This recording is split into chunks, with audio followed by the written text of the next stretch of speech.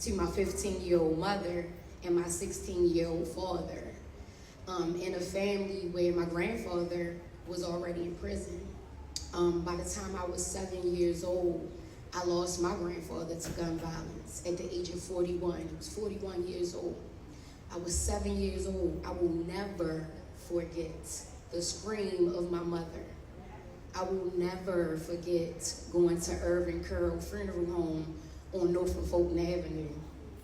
I will never forget the 10-cent suit they tried to put my grandfather in, and how nobody realized how our whole world was shattered.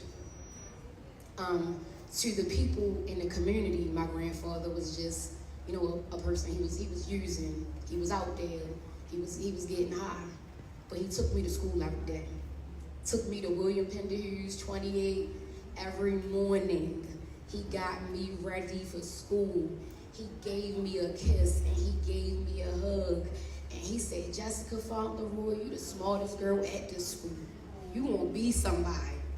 And we was living on Stockton Street, living on Winchester Street. It was crack and dope and murder and all kinds of hell everywhere. But my grandfather, in his heart, he looked at this little girl and all his hope was in me. And that made me believe in myself.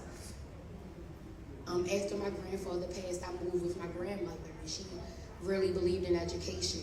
And even though we lived in Lexington Terrace, we lived in low-income housing, we were dependent on food stamps and all of the assistance, and we were surrounded by drugs and violence and poverty, and people with poor emotional regulation because they were dealing with chronic poverty and chronic Manchester.